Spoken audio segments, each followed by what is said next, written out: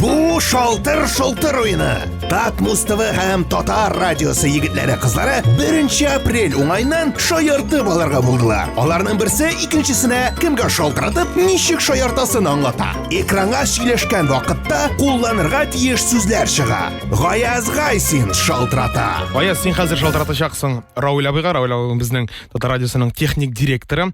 Шалтыратып әйтәчәксең син аңа, янәсе син яңа радио ачырга җыенасың һәм бу әлеге радионы ачыр өчен нинди техник үзгәрешләр кирәк микән? Яме? Арчадагы радио. Киттек.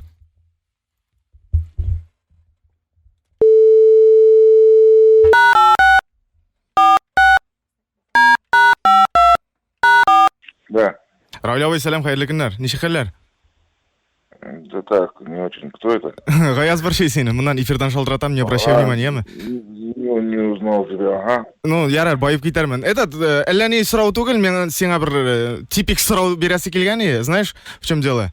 Бер ни белән янып йөрим әле мин, бер план белән, Раул абый, знаешь, Арча якларында безнең инде радио эшчәнлеге нитеп кимеп китте, шуңа күрә мин әйтәм, анда инде бер никадәр связьләр дә бар. Нишләп ди үзеңнең радионы ачып җибәрмисең диләр. Шуңа күрә янып йөри башладым.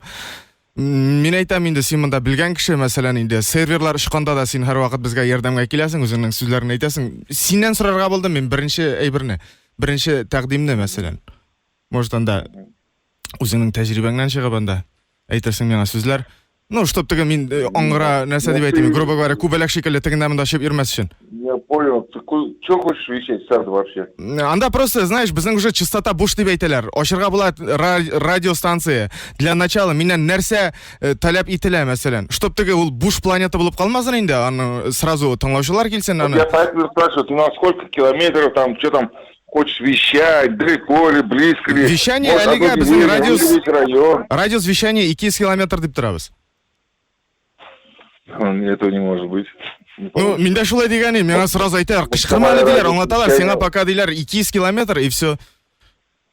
Нет, нет, они... Мин әйтәм 200 километр җитми, мин инде кайттым, анда үземнең якыннарым белән дә сөйләшеп карадым. Теге әйбәт эшлән. Хатын да уже одобряет. Не понял меня, молчать. Молчать, не понял ты меня. Да. Физику изучал в школе, радиус Земли круглые, поскольку Земля круглая, да. А у КВ волны, они прямые, только по прямой распространяются, поэтому максимально у вас будет радиус 60, диаметр 120 километров. Радиус 60. Яра, тоқта, Равшан, кышкырмалы син. Аңлымыйшмы? Ты балаболишь, я тебе пытаюсь... Юк, инде просто нәрсәгә загорелся мин бу эш белән. Миңа сразу әйттеләр, сиңа салоннан өр-яңа Лада Веста бирәбез диделәр эшкә. Ну, видишь, как хорошо. Вот, әйбәт иш инде. Ну, ради бога, не вопрос. Просто мин бер-ике кешегә әйтеп карадым, алар беләсеңме, мине ишетмәделәр дә, грубо говоря, колакларына мамык таккан шикелле утыралар.